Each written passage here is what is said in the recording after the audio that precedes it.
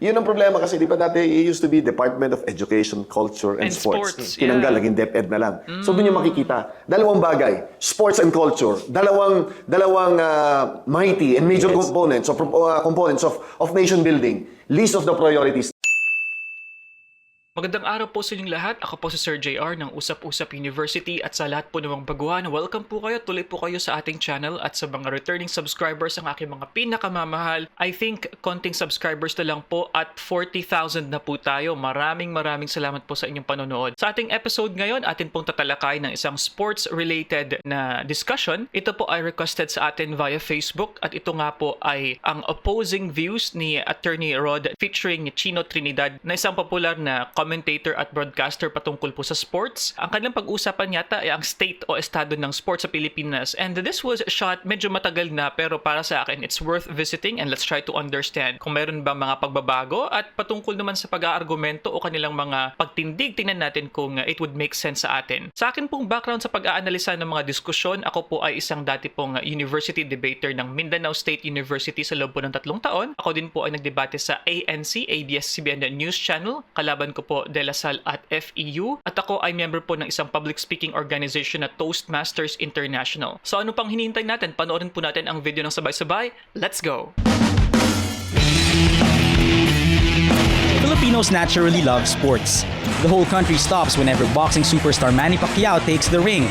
Pinoys are beginning to appreciate football because of the success of the Azgals and are waiting for the Gilas Pilipinas to take center stage at the Basketball World Cup. That's why rumor has it that there are more basketball courts than health centers in barangays across the country. But here's the irony. In the last 4 Olympics, the Philippines failed to bring home even a single medal. In fact, the Philippines has never won a gold medal. The 2013 Southeast Asian Games or SEA Games also marked the country's lowest medal haul in the history of the biennial games. The Philippines ranked only 7th among 11 countries with 101 medals.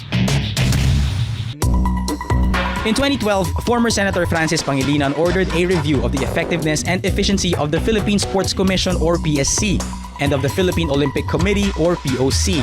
The PSC is the government's funding arm for developing amateur sports, while the POC is a private, non-government organization recognized by the International Olympic Committee responsible for athletes competing in the Olympics and other international tournaments. As dirty as politics are in sports, issues of corruption and power struggles hound these associations.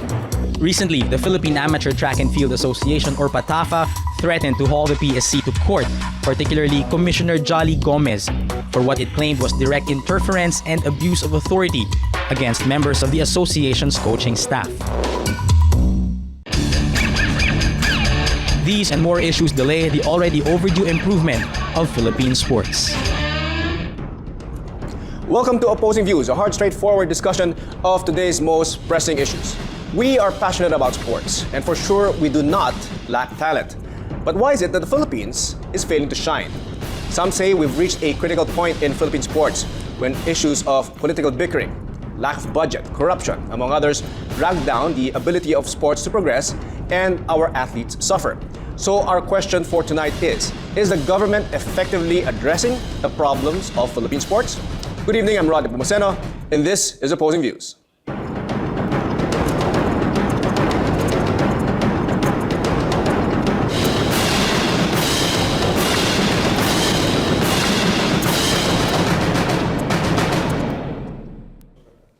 All right, joining us tonight in our discussion is the Commissioner of the Philippine Sports Commission, Jose Luis Jolly Gomez.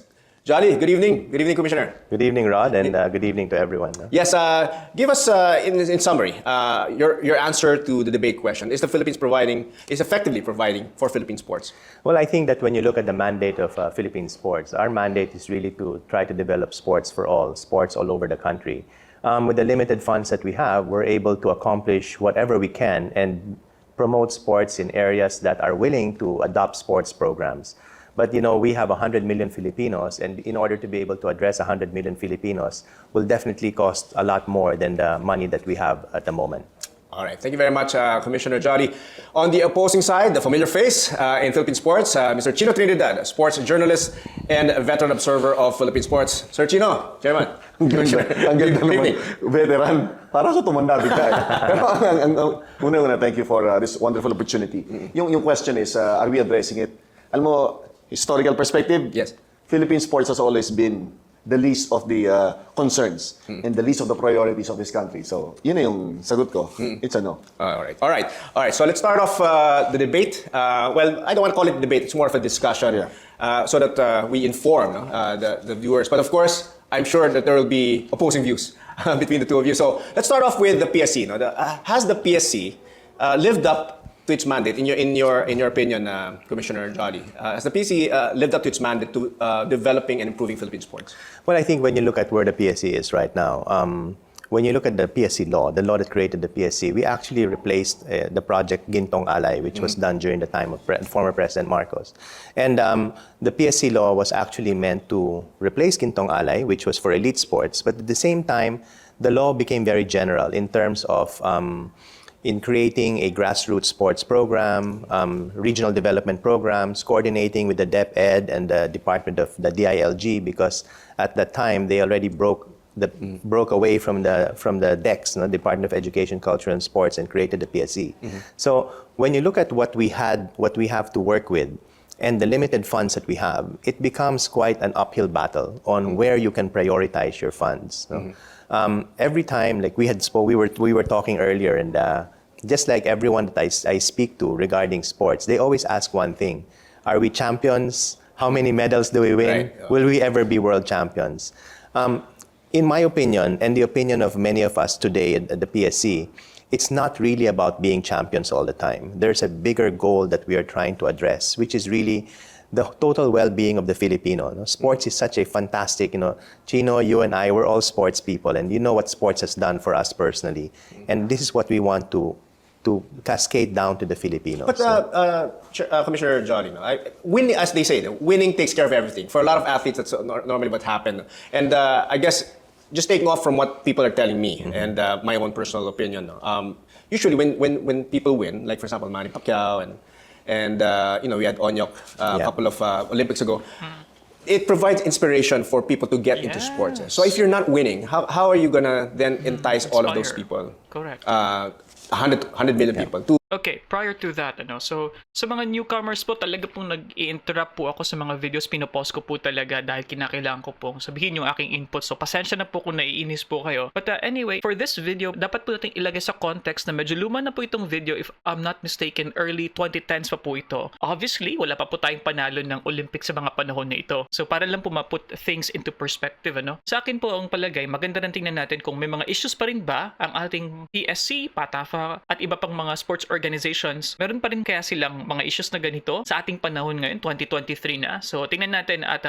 try nating himayin ang kanilang mga sinasabi, and hopefully we can arrive to a better conclusion kung anong dapat gawin ng ating gobyerno para mas lalo pang masuporta ng ating mga atleta. get involved in sports? I think when you talk, you have to define what winning is. Sometimes we're always looking at, everyone talks about winning the Olympics or being the champion of the Olympics. But a lot of times, when you look at the great majority of people, not just in the Philippines but all over the world, that have their fondest memories of sports, it's not about winning a world championship. It's about winning in a competition where they try to do their best. So you have a lot of people that I've come across a lot of people when I travel around the country who tell me they were once the Palaro champions, or they won in they were UAAP champions, and for them that is a memory that they keep with them, and that's what lets the dad continue. Playing with his kids or getting his kids into sports. It's those memories, no? It's really those memories of being able to compete at your best, test yourself as an athlete, and come out as a winner. Okay. So that's my definition of winning. Okay, Commissioner Chino, I'll call you Commissioner. Naging commissioner Obviously, you're ka a na rin. commissioner also. But Chino, your thoughts on Delikado yung commissioner. Taken on from a context of sports. Yeah. Good ako dyan. I was former PBL commissioner. Pero sa context ng ibang klaseng commissioner, ayaw namin ni attorney ng ganun. Nakakatakot. But Now, the PSC, you think it has lived up to its mandate, given its limited budgets and resources? Una-una, yung limited resources, it has always been there. It has been a problem. Una-una, budget for sports will never be enough. Hindi ho sasapat ang budget para sa sports kung inyong pag-uusapan yan. Kahit na ilang milyon ang ilagay natin dyan, kahit na ilang porsyento ng PAGCOR ang ilagay natin dyan, it will never be enough kasi ang dami natin gustong servisan.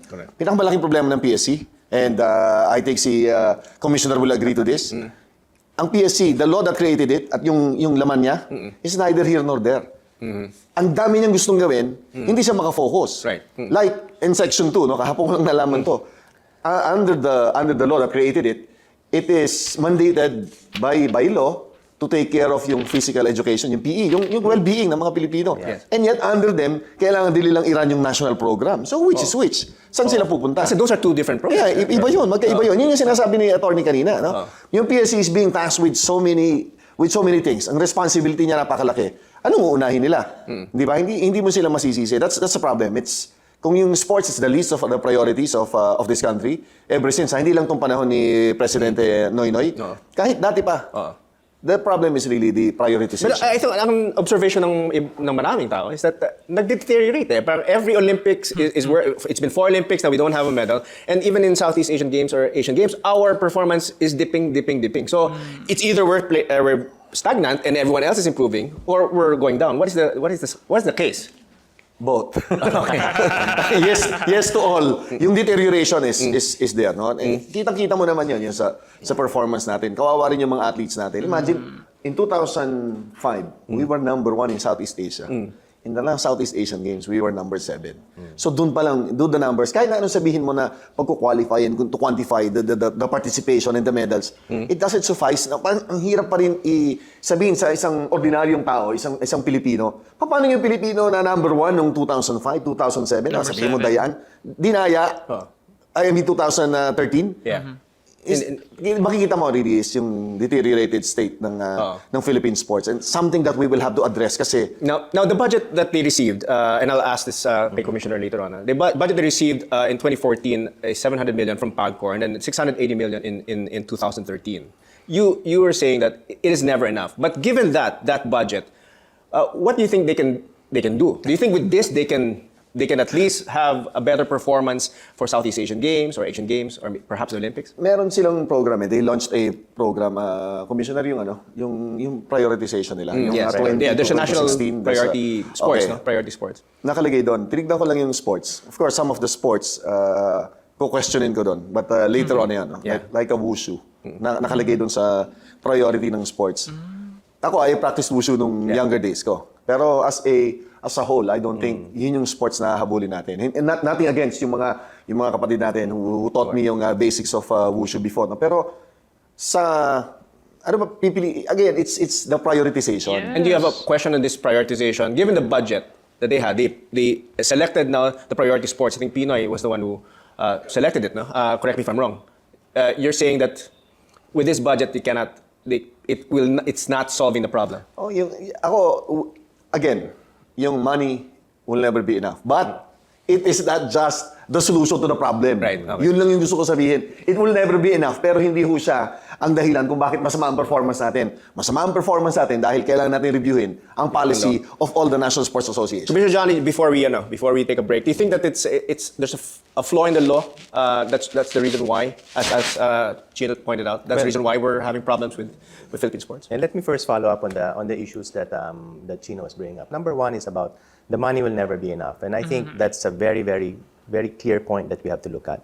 Number one is that let's say you run a corporation, and your corporation knows exactly how much money you're going to earn from sales every year. You can easily forecast a 10-year growth plan. Dito, depende sa kung sino yung commissioner, kung sino yung nasa board, kung sino yung chairman, and the flavor of the month of the sports, you can see that the allocations to the sports go up and down. So when you take a look at sports that are successful in the Philippines today, like basketball, taekwondo, boxing, and then a few others, these are the sports that are funded not just by the PSC but by private companies. Kasi if you just rely on the PSC, like during our time, finally we've done clear budgeting for all the sports. Before, wala. If the chairman did not like you, you got nothing. Right. And so how can you now create a 10-year development plan for your athletes? You can't. You can't because of so what many of the sports were doing was they were just relying on the old heroes that they had. Kaya tignan mo yung mga ibang sports, no? For example, yung athletics, yung ibang atleta nasa 30s already. Sila pa rin. Walang succession program, no? And that's when you don't have that ability to do long-term forecasting. Okay, so Commissioner Johnny, I'm sorry to cut you off, but we need to take a short break. Sure. But we'll continue on with that discussion. We'll be back after a short break. Meanwhile, you can react or tweet your comments at posting_views. Use the hashtag OVSports. Stay tuned. We'll be back.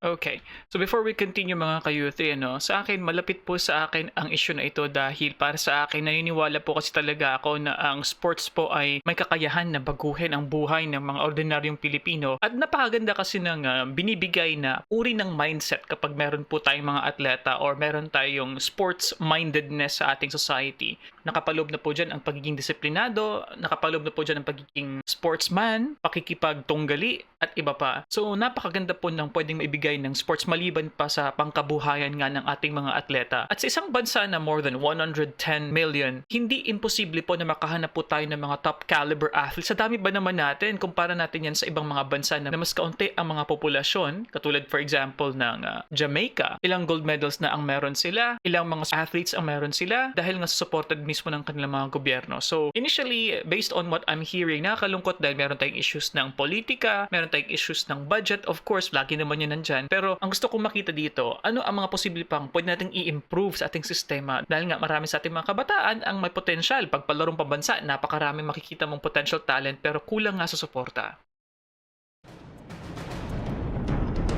Welcome back. You're still watching Opposing Views on the Solar News Channel. We have with us Chino Trinidad and Jolly Gomez. Our debate question for tonight is the government effectively addressing the problems of Philippine sports? Now, Commissioner Jolly, you're talking about the priority sports now, and then you had selected certain sports because of the limited budget. Given this limited budget, do you think that we are, or the government is providing the proper training for our athletes? The answer is no. Let's take a look at how you train an athlete. There are so many factors that come in.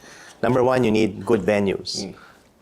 Our youngest venue that we own in the country is Phil Sports. And Phil Sports was built even before you were born, Rod. Wow, okay. Yeah, so that's the youngest venue that we have. We've been trying to renovate them, but it's really bad. Where we want to develop a training center outside for athletes, but we don't have the budget for it.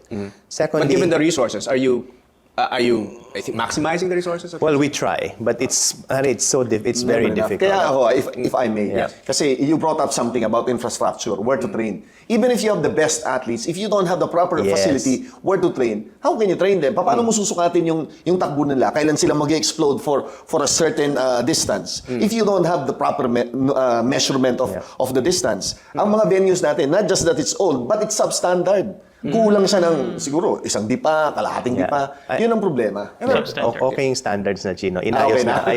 No, but it's not just that. And this is following up from where Chino went. That is our national center. When you go to the provinces, halos wala na.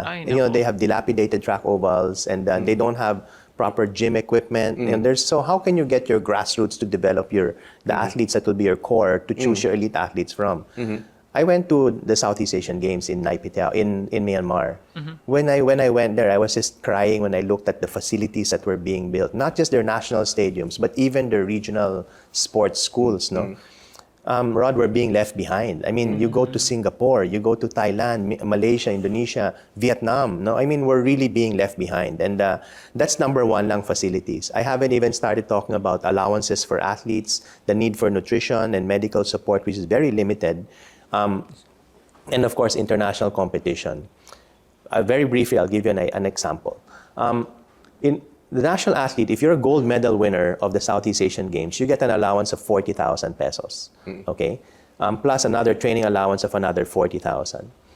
In order to develop an elite athlete, a country like Thailand will be spending at least a minimum of $3,000 a month to develop an elite athlete. These are the Southeast Asian Games winners, etc. We're way behind that, no? And that's just to develop one athlete. We are on our payroll, we have 780 athletes. So if you multiply that, talagang we cannot. That's why we had to prioritize sports and prioritize athletes. Kulang na kulang talaga. And you're only talking about the elite. How about your junior athletes, the ones in development? Correct. These kids are giving up their college courses, their careers, their families in order to train to one day become an elite athlete.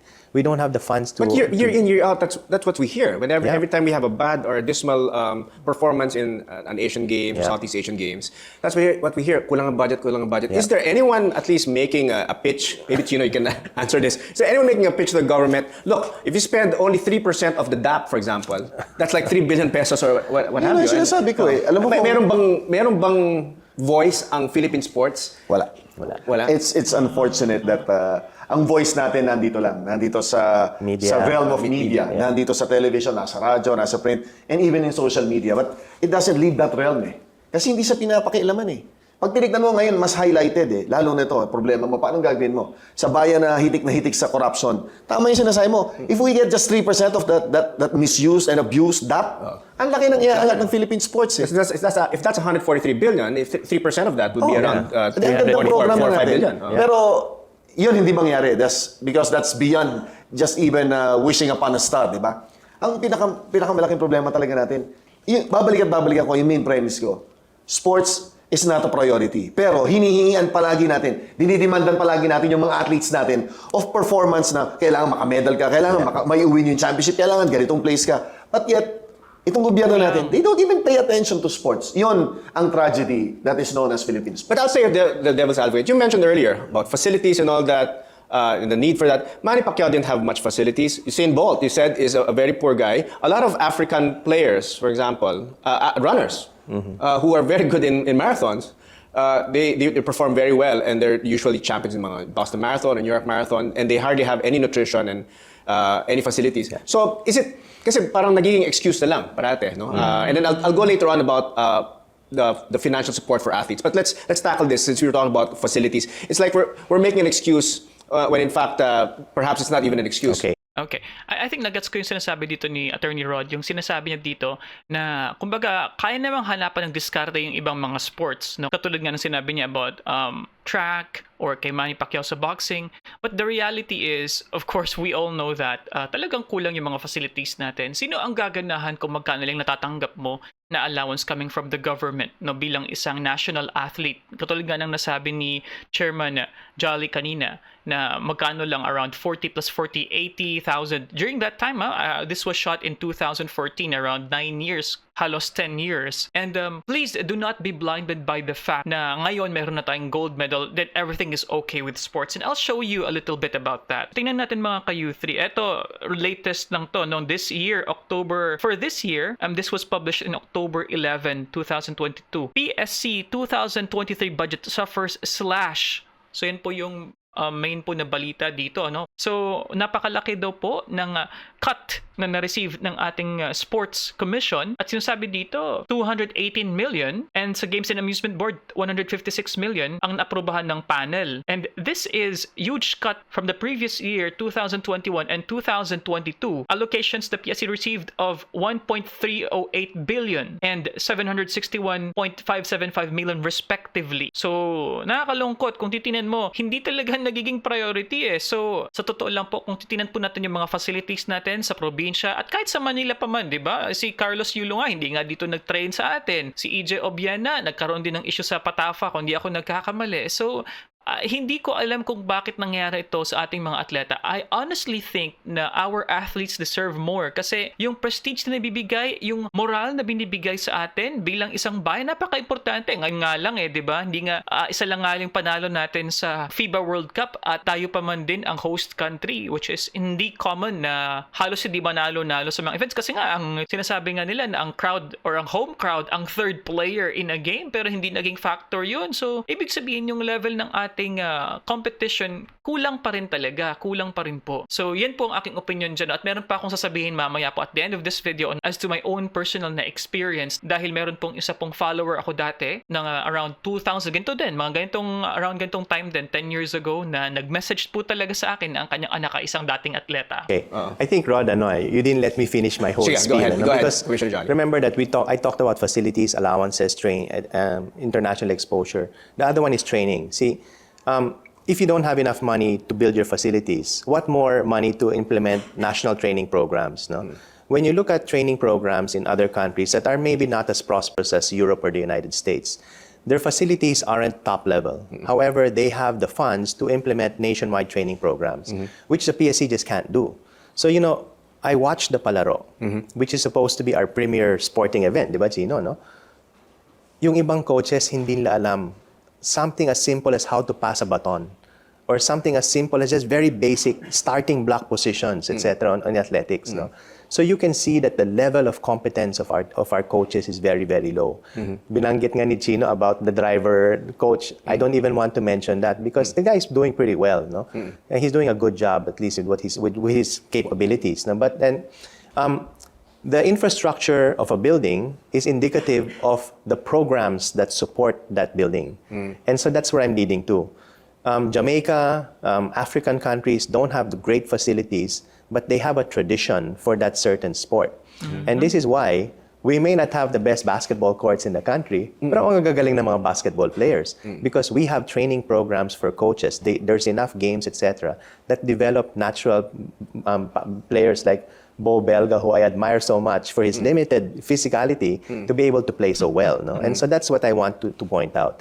Now, given that what we have, Chino, do you think that you were saying that budget will always be a problem? But what ails Philippine sports mainly, apart from the law? You mentioned earlier it was law. A lot of people, I know, my friends are saying it's all about the bickering that's happening and the lawsuits happening among.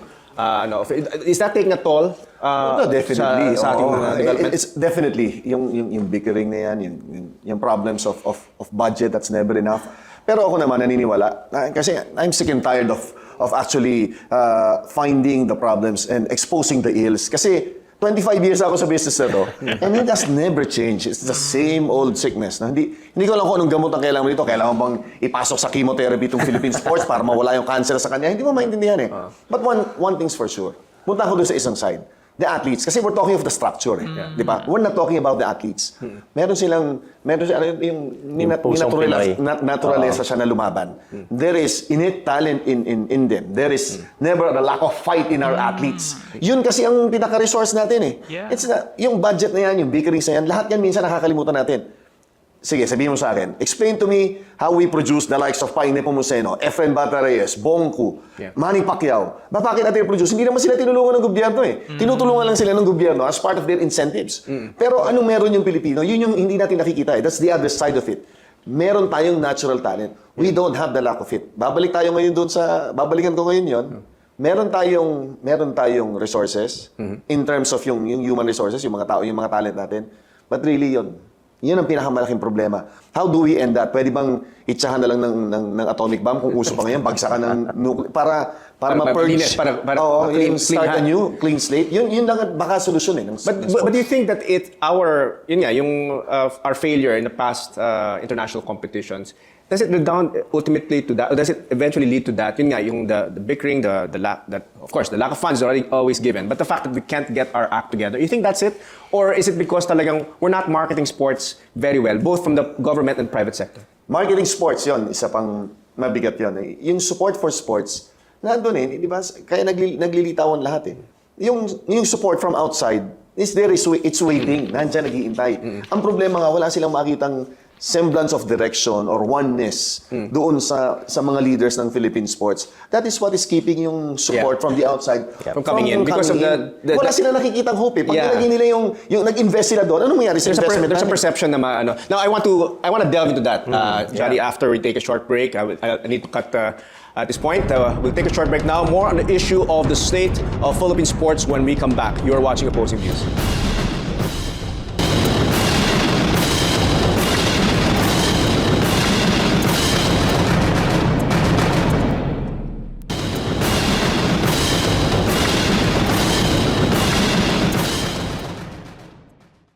Okay, before we continue there, no, gusto ko yung nasabi ni Mr. Chino Trinidad kanina na patungkol nga sa yung mga sumikat natin na mga atleta. They were there because they were not really supported by the government. Doon na lang nagkaroon sila ng involvement yung gobyerno sa kanila nung patungkol na sa kanilang mga incentives. Pero totoo yun, actually, marami sa ating mga atleta sa talagang sariling sikap po talaga. At kaibang-kaiba po yan sa training po na meron po sila sa ibang bansa. Pero dahil nga limitado yung ating budget, ang ating isipin dyan is ano yung pwede nating i-prioritize at saka anong pwede pa nating gawin para maging at least efficient. Kasi yun ang sinasabi nila at least on the outside, if you look at it, parang basketball lang yata ang sikat talaga dito or volleyball at iilang mga sports, no? Paano naman yung iba na kung saan actually mas mahusay pa nga tayo sa performances sa mga medals? Like for the current FIBA World Cup, yung basketball po natin ay hindi po nakapag-qualify po sa quarterfinals. Ano po? So yun nga, isa yung panalo laban sa China at 3 po yung pagkatalo. At maraming mga sinasabi na sistema daw sa basketball,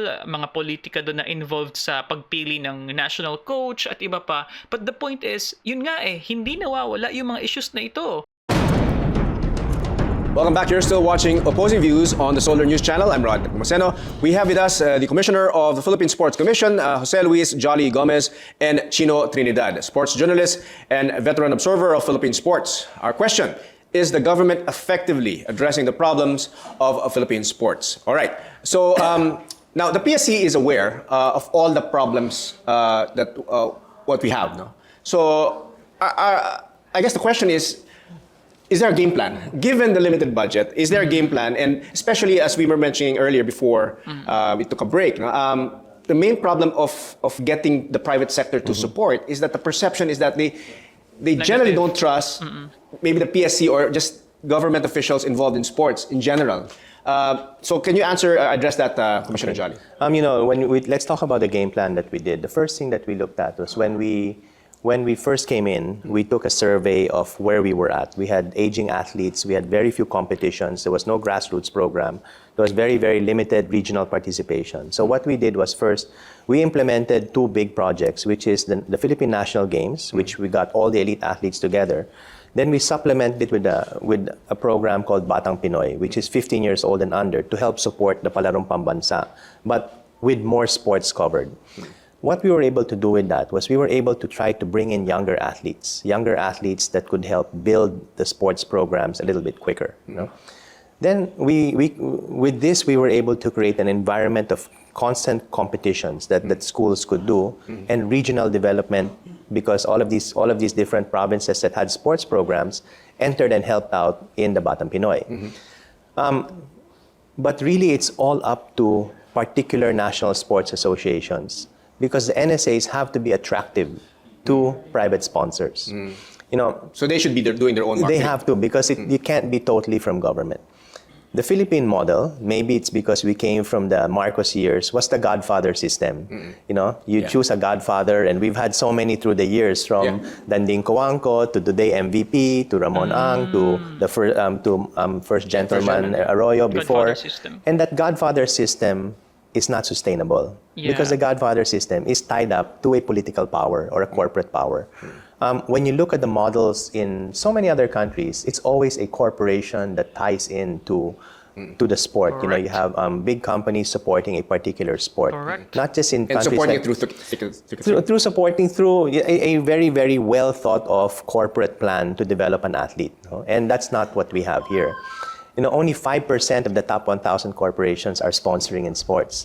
And a lot of them are sponsoring in sports where they can get immediate returns back. That's why, I'll just tell you, this is a funny stat, no? The PBA has a bigger budget than the PSC. Because each company puts in 200 million, there are 10 companies, their budget is bigger than ours. And so they have enough money to market, to develop programs, etc. No? And that's just for one sport. No? Take a look at the newspapers, Chino, you see it. The newspapers is just volleyball, basketball, golf, a little bit of football. Well, taking off from that, just a quick question to Chino, and then I'll go back to you, Jolly, on the corruption side, no, and the perception. Do you think the government is doing enough to entice the private sector to come in?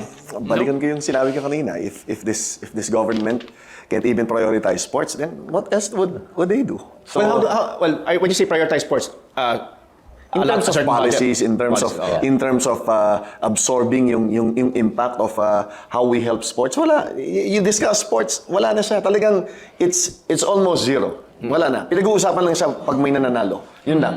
But that's it. No? Yung binibigay natin, it's a token. That's the reality ng Philippine sports. Ngayon, gusto kong i-touch yung doon. Totoo yun. Yung PBA, ang laki ng budget nun. Sobra. Why are companies spending millions? Bakit, di ba? Pareho din naman ng nature ng PSC at saka ng PBA, di ba? To promote sports, di ba? Tapos, pareho din silang tax shelter, di ba? Admitin na natin, yung participation nitong mga corporations na ito, malaking bagay doon is expenses. Itinacharge nila sa expenses nila.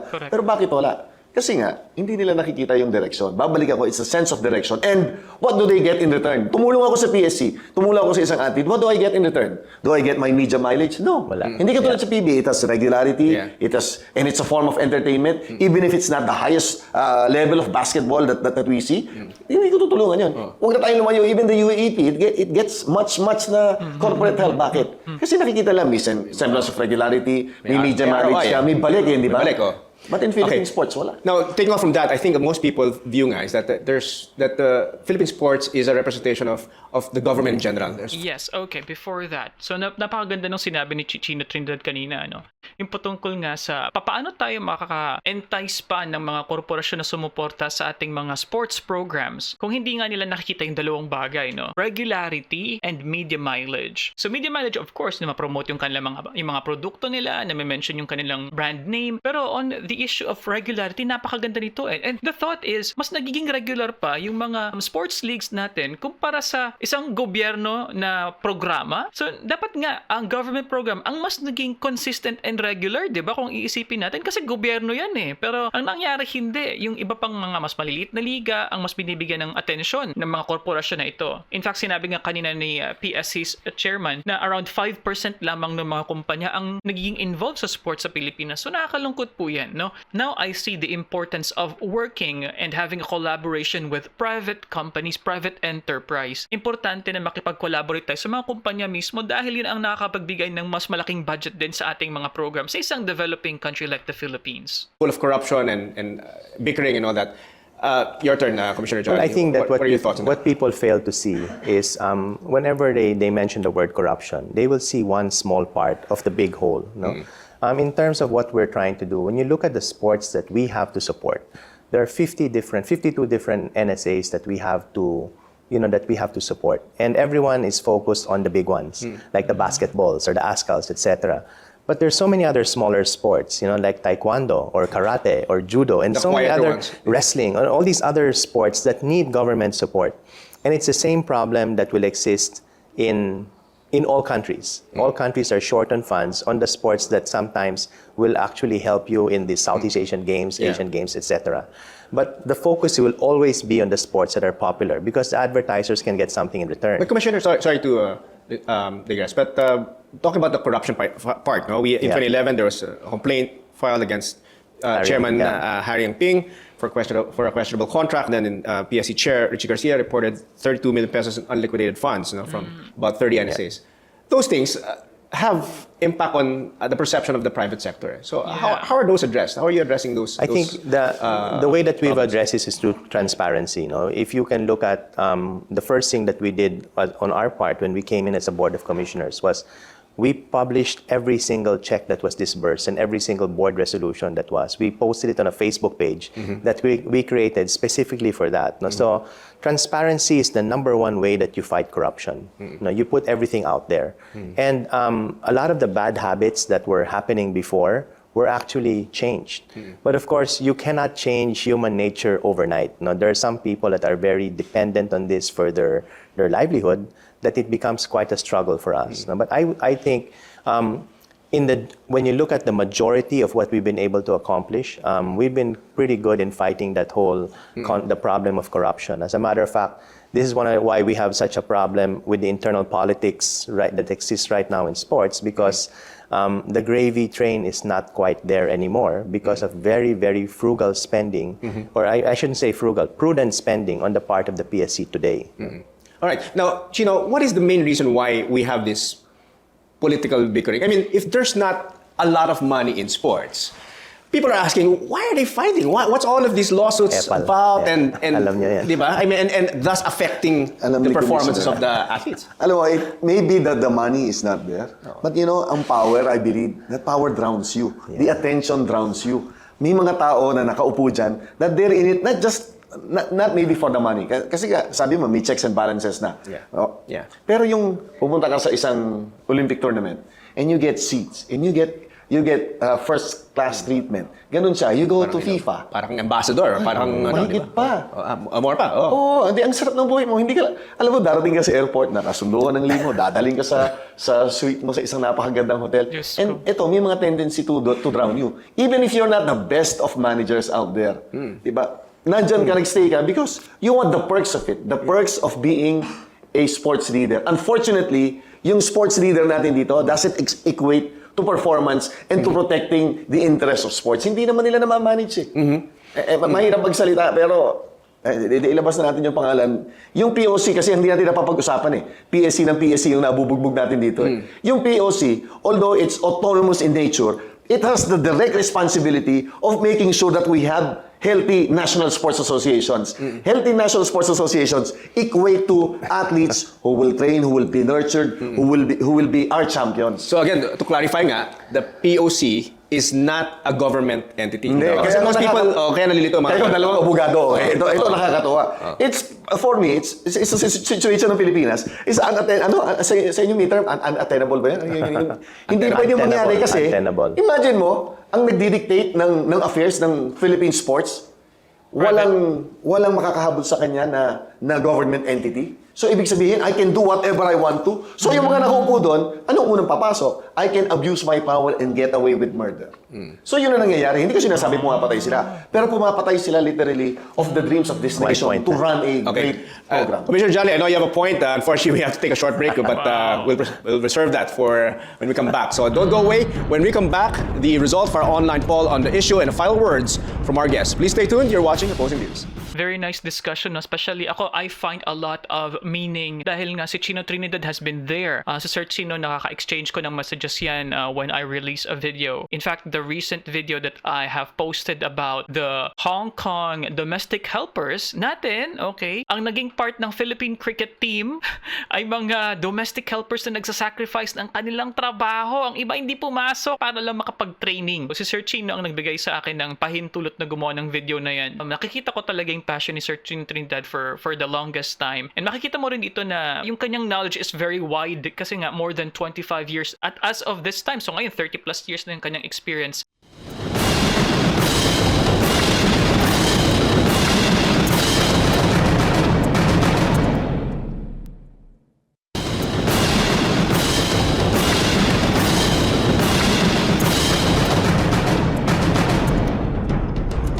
Welcome back. This is Opposing Views. I'm Nepomuceno. Our guests, Chino Trinidad and Jose Luis Jolly Gomez. Our debate question for tonight is the government effectively addressing the problems of Philippine sports? Right before we took a break, Chino was making a point about the problems involving the POC, no? Because the POC, obviously, it's the one organization, it's a non-government organization that you have to work with, the PSC has to work with, but it's sort of like the big organization that's spearheading all of the national sports associations.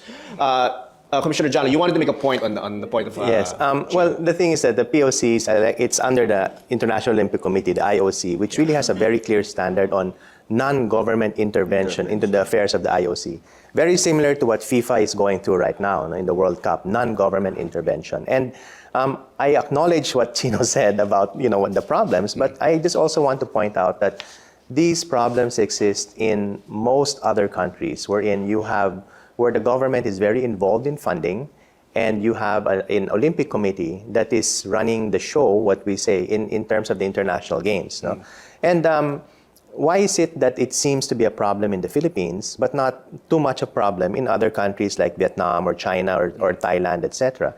I think the problem really goes back to who we are as a government body. We're a commission. When you look at our laws are really just to recommend programs, to try to get people together, to formulate policies, etc. We are not really an implementing agency. In order to be an implementing agency, you have to go up to a department level, like the Department of Education. That's an implementing agency for schools. So there have been some very good and worthy moves by congressmen and senators to develop a Department of Sports. And are you spearheading that? Well, we cannot spearhead, but we've given our positions, and I think it will be something that's great because the moment you create a Department of Sports, you now have regional offices. You now have what I call that whole integrated training program. You can now be in better control of training facilities.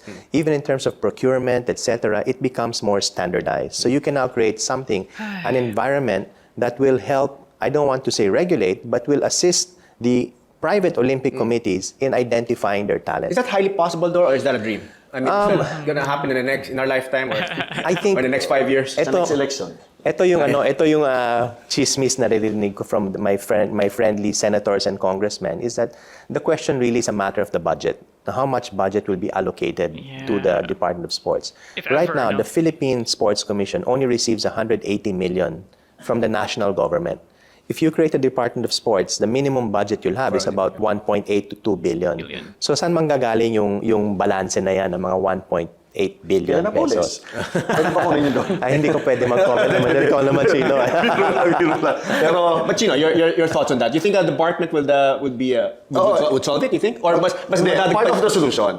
It's not an end all. Kasi baka madagdag na naman yung bureaucracy, lalo pang magiging. Para sa akin, magkakaroon siya ng teeth, magkakaroon siya ng accountability. Yes. Mga bagay that we don't have right now. Correct. Yun ang problema kasi, di ba dati, it used to be Department of Education, Culture, and Sports. Tinanggal, naging DepEd na lang.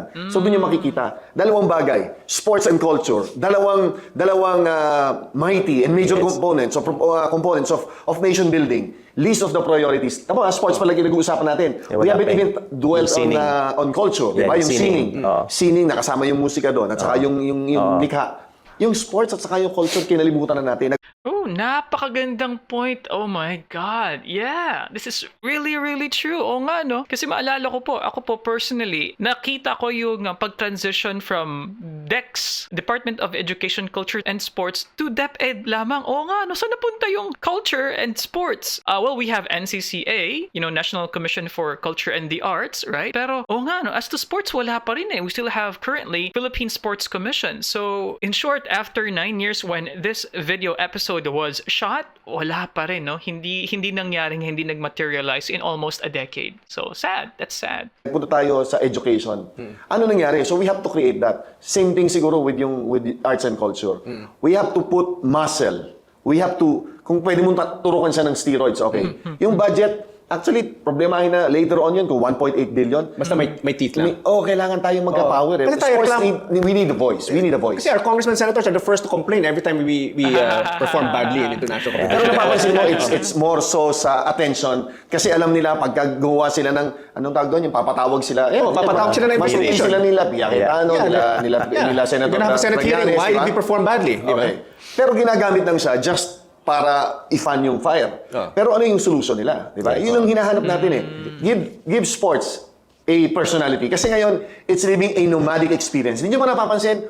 Neither here nor there ang Philippine sports. So maybe a department or a ministry, whatever we have it, basta bigyan siya ng isang posisyon sa gobyerno where it can coexist with the other departments. Now, going back to the limited budget that we have and working with PSC and POC. Now, the PSC and POC have their priority sports program, right?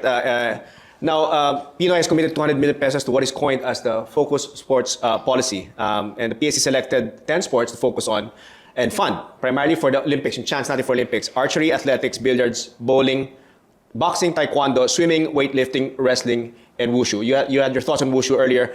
What are your thoughts, Chino, on this priorities focus sports policy? Ako yung billiards, hindi ko lalagay kasi una-una hindi siya Olympic sport. Doon palang flawed na yun. Yun palang flawed na yun. Kasi billiards will never be an Olympic sport. So why do we put that sa Olympic list? Pati bowling, diba? Bowling din. Bowling din, no? Yeah, so Olympic, ito ang si Commissioner tatanungin ko. Hindi ko alam sino ano listahan na to kasi baka sa doon. Commissioner, pero siguro priority sports siya, not necessarily for Olympics because obviously these are not Olympic sports. I think the criterion that we chose the priority sports with was really through the guidance of the President was sports that will give national Yun. pride. Not Olympics. Not Olympics, National oh, pride para was the klaro, ano. oh. So, national pride. May That's- shot tayo. May shot. Yeah, so that's why we included billiards and bowling because we were world champions there. Even wushu, we're actually world champions in wushu. No, we're doing very well in that sport. That's why we selected that list. The other one about the priority sports is that the list is very fluid. It can change if the sports do not perform well, and we actually can replace them with another sport that's coming up. No, like chess is a fantastic sport that's now a priority sport, and we're doing very well in chess. No. Dragon boat is another one that people are talking about. So, that list of what we call a priority sport is rather fluid. No? Of course, we still have our boxing and taekwondo because we have world champions there. Athletics and swimming is there because they're mandatory sports and they're mass-based sports that we want to look at. But, in order to come out with a list of 10, it was so funny. I don't know if I asked you this, but when we were coming out with the list, I think I asked you, I asked Kinito, I asked a lot of our friends in media to come out with a list. Nobody came out with the same names. And that's how difficult it is to develop a criterion. We actually did both. We did an objective criterion, and at the end, we had a list, and we polled a lot of people in the community to come out with that final list. How do we avoid the same situation as the Philippine Dragon Boat team, for example, where they were barred from international competition because of infighting? At least that's that's the perception of people. Na parang there was infighting among officials, and thus the Philippine Dragon Boat team, which is a champion team, was prevented. I think we need another hour to discuss that. That's another opposing view. Mahabang kwento Kasi talaga. each NSA, I agree, each NSA, infighting nila, talagang yan ang what is dragging down yung kanilang particular sport. Madami yan. I mean, swimming, nandyan ang dragon boat. Even when you were head of basketball, ganun din ang nangyari. Kaya nagkaroon ng SBP. Pero alam mo, ang gandahan ng basketball kung basketball pag-uusapan natin, tama-tama, papasok na tayo dito sa World Championships. Yes. No? Kahit na hindi tayo nagpe-place, kahit na hindi tayo, sabihin natin, number 1 in Asia anymore, yung pagmamahal ng bayan na to sa basketball is so much na nada-drown out natin yung mga problema. And people just coming together, huge companies, small companies, everyone just coming together. Yun ang beauty ng sports. Yun ang value of sports, coming together.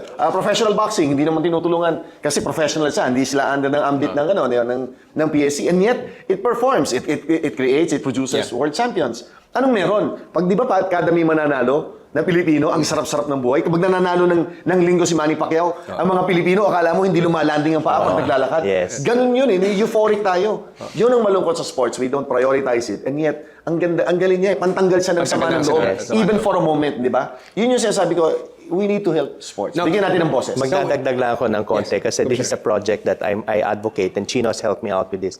This was with regards to Little League, our Little League softball program.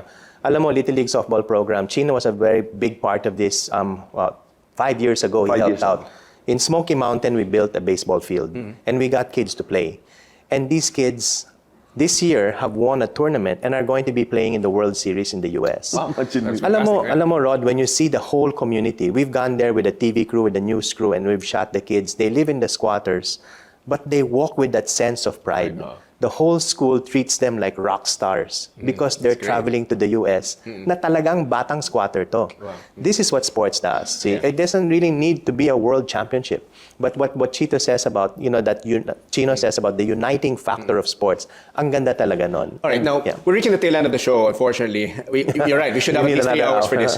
But, Commissioner Jolly, do you believe that the country will still get back to the old glory days? I mean, when you say glory days, we're probably talking about Isidro Del Prado, Lidia de Vega, those days where when there's an international competition, we have at least a shot. I'm not saying we always win, because as you mentioned earlier, World Cup, there's only one champion. But where we have a shot. Do you think we'll ever go back to that to those days? Okay, let me just, and I'm going to address that. Let me just address something. So there are 168 countries that compete in the Olympics. Out of the 168 countries that compete, only 20% of the countries actually win medals. So many countries do not win medals in the Olympics. But there is something bigger that we want to look at. When you talk about the glory days of sports, it's really about getting people involved in sports. And that's what is more important to me.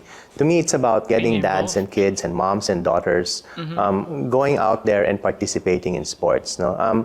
The glory days will follow when you have a lot of people getting involved in sports. No?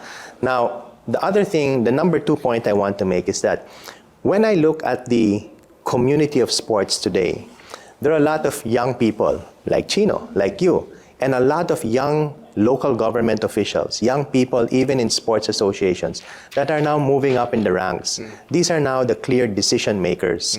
And they come out with a very different perspective. It's not old-style politics anymore. The game is changing with technology, with the access to training from YouTube and internet and everything else. I think this is what will help us get to that next level. So I'm very, very optimistic about the direction of where sports will go in the future. Thank you, Chair. Commissioner. Chino, do you believe that the Philippines is primed to go back to its old glory days? Actually, we never left. No? Alam ko i-address din yung mga nanonood sa atin. We never left dati. Yung, sabi ko nga nung minsan, yung DNA of greatness ng mga Pilipino, nasa loob pa rin ho natin. Hindi naman ho nawawala yan eh. Lumalaban tayo, nandun yung puso natin. Alam natin na pagka pumunta tayo dyan, nandyan ang sense of pride. Balikan lang natin yung pagmamahal natin sa bayan. That is, ito yung parang pinaka-building component eh. Once we have that, lalaban at lalaban tayo ng patayan para sa bayan natin. And that is what I've learned from the athletes whom I have actually encountered the last 25 years. Hindi nawawala sa puso ng Pilipino yung paglaban para sa bayan. At saka hindi mawawala yung galing ng mga Pilipino kasi ano yan eh, it's in our DNA. Di ba? Sports allows us to believe in ourselves. Yun yung gustong message na iparating sa inyo ng mga sinauna nating mga bayani the last 100 years ng Philippine sports. Maniwala lang yung mga Pilipino na bayan tayo ng hindi mga nangungurakot, na walang ginawa, mga kapalamuka, na mga manhid.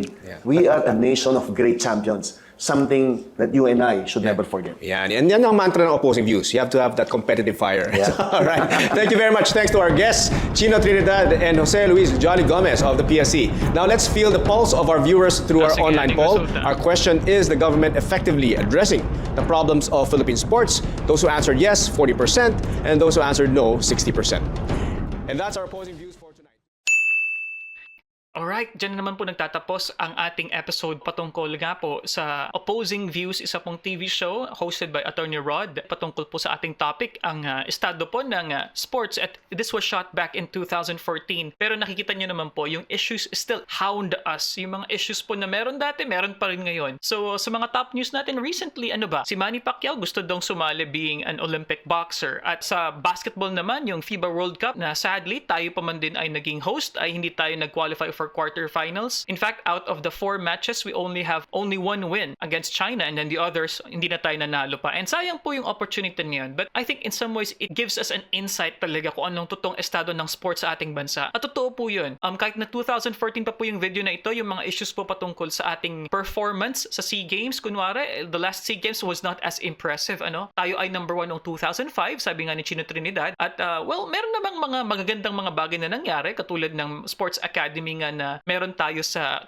New Clark City sa Tarlac, na kung saan ito ay isang priority at malaking initiative ng administration ni Pangulong Duterte. Pero on the other hand, yung issues pa rin po ng mga pag-aaway-away nandyan pa rin. At gusto ko pong i-share sa inyo ang isang actual po na hindi ko malilimutang experience being a blogger. Dahil po, 2009 pa lang po, ako po ay isa na pong writer. At meron pong isang nanay na nag-message po talaga sa akin ng mahabang message. Siya ay nagpalabas ng kanyang sama ng loob, mga ka-U3, dahil ang kanyang anak na isang promising na tennis star ay hindi napili nga na maging atleta na dapat pang suportan. In that time, her daughter was really performing well sa national tennis scene. At sadly, ngayon, 11, 12 years after, ang kanyang anak ay hindi na po naging atleta at siya ay nag-focus na lang sa kanyang pag-aaral. Yung point po doon is kung sa mga ganun ng sitwasyon na hindi nga star player ay may ganito ng mga korupsyon, much more pa na nangyayari din to sa mga high caliber athletes natin katulad ni EJ Obiana, na kung saan nagkaroon siya ng issue with, kung di ako nagkakamali, sa athletics yata natin, nagkaroon sila ng issue sa Patafa. Then mo makikita na talagang may mga issues talaga na mga pampolitika na nangyayari at naapektuhan. At dapat na hindi na isipin dapat ng ating mga atleta. Dapat focus na lang po sila sa kanilang training, pero hindi yan po nang nangyayari. Ako po, personally, I came from a baseball town of Tupi in South Cotabato. Our team there actually has achieved a lot. No, wala pa silang tamang facilities. Just imagine kung yung mga batang ito na mahusay na talaga, meron ng dedication. Nakita ko doon personally sa damuhan po namin sa South Cotabato, naglalaro yung mga bata. Wala silang tamang facility. Ang mga gloves nila mga luma. And hindi nga nakat yung grass. Wala nga silang field na tama eh. Talagang nag-a-achieve pa rin sila ng napakaraming milestones para sa aming bayan. And just imagine, ano pa kaya ang magiging level ng kanilang skill kapag sila ay mayroong mga tamang facilities and support by our government. At maganda rin na na-feature sa discussion na ito yung involvement din dapat ng support ng mga private companies wherein napakababa ng kanang involvement kasi nga hindi hindi nila nakikita yung regularity at consistency sa mga programa nga ng gobyerno. So sadly, yung ating current na administration ay hindi rin nagfo-focus sa sports. Siguro dahil masaya na sila na meron tayong isang medal na gold from Heidelin Diaz, but that should not be enough. In a country of 110 million, dapat mas marami pa tayong ma-achieve with the pool of talents that we have. So mga ka-youth, anong masasabi nyo sa issue ng pagsuporta ng gobyerno sa inyong mga probinsya, sa inyong mga rehiyon? Kayo din po ba ay mga naging player din sa inyong paaralan dati? Tell us more about your experience sa training. Tell us more about your experience sa quote-unquote pamumulitika, kung meron man, sa inyong mga napili mga larangan. And if you like these kinds of contents, mga diskusyon, mga debate po mga ka-youth, please click subscribe here and you can click this video here or the playlist here. Sa totoo lamang po, ang mga videos po na na-request po sa amin ay napakarami po talaga. May mga sports discussions katulad po nito. I felt that this is a good time for me to talk about sports too dahil it's something that's very, very close to my heart. Kaya mga ka-youth, hanggang sa muli po, maraming salamat sa panonood. Peace and bye-bye.